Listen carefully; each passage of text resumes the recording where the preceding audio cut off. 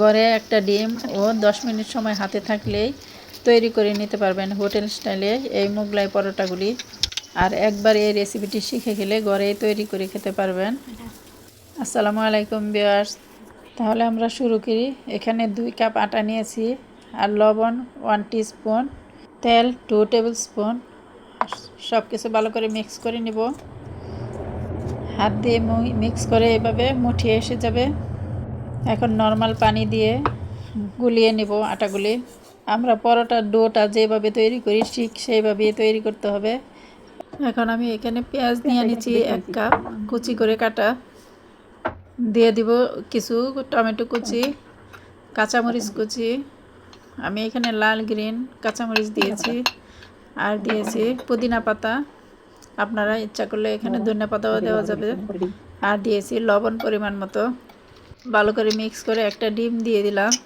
এখন আবার ভালো করে মিক্স করে নিব। সব মিক্স করা হয়ে গেছে। এখন একটা লিচি নিয়ে নিলাম রুটি তৈরি করার জন্যে।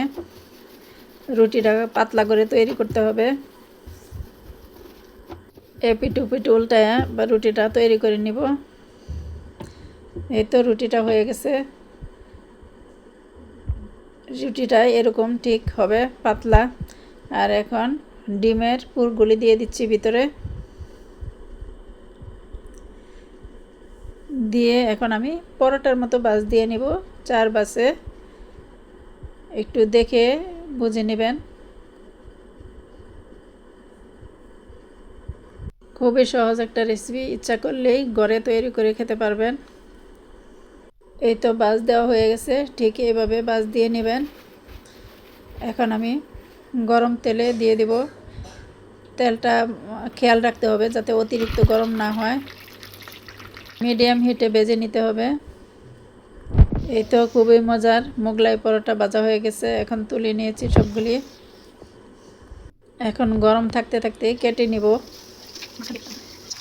একটা ডিমের মোগলাই পরোটা আপনারা ইচ্ছা করলে এখানে 2টা ডিমও দেওয়া যেতে পারে, বা এর বেশিও দিয়ে করতে পারবেন। আমি একটা ডিম দিয়ে 4টা পরোটা তৈরি করেছি। যেহেতু ডিমটা কম, পেঁয়াজটা সেই জন্য বেশি দিয়েছি।